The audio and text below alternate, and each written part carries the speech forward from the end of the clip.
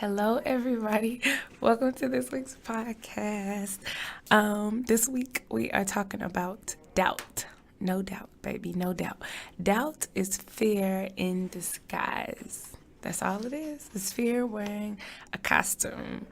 So, what I want to say is if you experience irrational doubt that something beneficial to you will happen, then your doubt is simply fear masquerading as a concept that is less threatening to your ego. Ooh, right? That was a lot. That was a lot. Mouthful. All right. Doubting something positive or something that you desire is completely illogical. Can we just all agree to that, first of all? Right? Okay, thanks. I figured we would, right? To doubt something that you want is illogical. Why would you want something and then doubt it? That doesn't make any sense. Yet we do this, right? It's common. It's completely illogical, but we do this, right? Think about it like this. So, for example, if I spoke against your dreams or your ambitions, then you would call me negative, right? If you said, I really want to be, I don't know, astrophysicist or I don't know, an astronomer or a dancer or I don't know, an entrepreneur. I don't know what you want to be, right? You would say, and I said, well, that's really unlikely, and you know how hard that is, how long that's gonna take, and you would be like, oh wow, this person is really negative or a downer, right? You would say that. Yet, when you speak against yourself, right? When you speak against your own dreams, it's called being practical. It's called being smart. It's called being logical, right? How does this make any sense? So if I speak against your dreams, it's negative. But when you speak against your dreams, when you say something like, yeah, I really want to be a DJ, but that's probably not going to happen, right? You just spoke against your own dreams. Then that's logical. Nobody's going to call you out on it. People will be like, oh, she's just being really smart. She's being practical. Nah, it doesn't make any sense, right? Another example. Imagine a kid, right? So how disturbing would it be to hear a child say, I really want to be a doctor or an artist or a dancer when I grow up, right?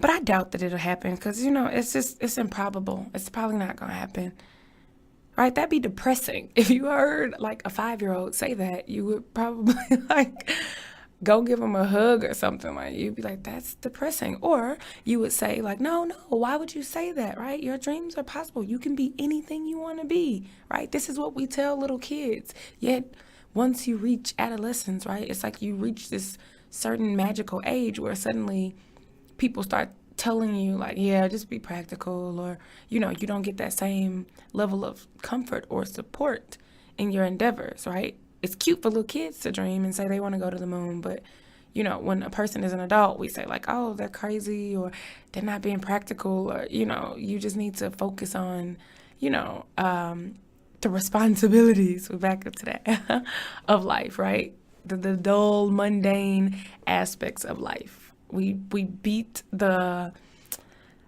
magic out of people's souls, right? We tell them, little kids, oh yeah, grow up and do whatever, invent whatever. But then as adults, we say, that's doubtful. You should just get a job, and just like, I don't know, work until it's time to retire and then die, and just be happy with that. Nah, right? It doesn't really make sense when you examine it from a different lens. So, doubting your soul's desires is completely illogical, right? We're back on the same page, right?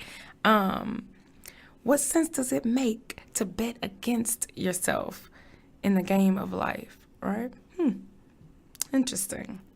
So let's examine the source of your doubts. Let's get into it. When you claim to doubt something, it's not because you're worried about the statistical probability of the occurrence of your desired event, right? First of all, you don't even know what the exact probability is. You don't know how likely it is that you will become, I don't know, a circus performer, right? You don't know this. So technically, And you don't even care. You are more worried about your desires. When you say it's unlikely that this will happen, it's not because you know the statistics or you even care about the statistics, right? You can look them up, you can figure them out, but you don't care. I could probably tell you what they were. You still wouldn't care, right? You just want that to happen. So your main concern is your desires. That's what it is. Everything else, the probability is just a cover for it, right?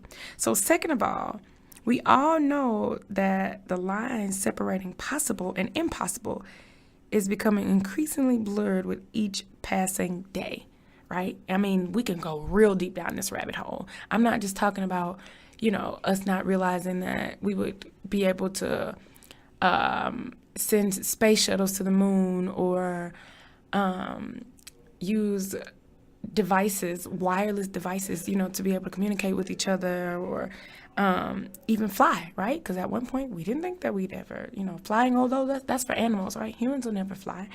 I'm not talking about that. I'm talking about practical stuff. I'm talking about looking around you and politically. Things that we said could never happen, would never happen, were highly improbable, right? People are paid good money to hash out the statistics of these things coming to pass, and now they are essentially out of business because they were wrong. Things that we thought couldn't happen politically did, right? I mean, on every level, and on social levels, right? Stuff that we say wouldn't happen did, or couldn't happen, and it did. Just on every level, just think about it. Think about a time where even you were running late for something and you're like, oh man, I'm gonna be late. Like it's just not possible. I can't make up this time. And then you get there and you're like, wait a minute, how did this happen? Like I ain't even late. Like what? That happens to me all the time, right? I'm like, wow, I just knew. Where did the time come from? Right? So, or you think something's gonna fall or break. You see something falling off the table, your phone, and it's like you already see it. Like, oh man, it's about to crack. And somehow it falls and it doesn't crack, or you catch it, and just little stuff like that. Bumblebees, right? You want to talk science? Bumblebees are not supposed to be able to fly according to the laws of aerodynamics, which have been set by humans, right? So humans say, based on what they know and their knowledge of physics, that bumblebees can't fly. But everybody who's been stung will tell you that bumblebees most certainly fly, right? So you just got to think about that. There's possible and impossible. It's like you might as well not even use the word impossible anymore, because everything's up for grabs nowadays, right? Everything. Last, you ain't everybody else. So who cares about statistics that are trying to lure you into a small life? Who cares about somebody else's statistics? That's their life. Going back to what I just said, somebody else probably dropped their phone from a shorter distance than you did, and they're like, nope, mine cracked. Like, it's the exact same phone. And so they see yours fall, and they're like, nope, you turn that over, like, don't do it. It's cracked. I already know it's cracked. Only it's not, right? Only it's not cracked. So that's their statistics. That's their reality, right? We talked about this in a previous podcast, right? Don't get caught up in somebody else's reality. That's what they see. That's how they live their lives. That's how things work for them, right? Don't let them lure you into their statistics, their probabilities, which are usually not in your favor anyway.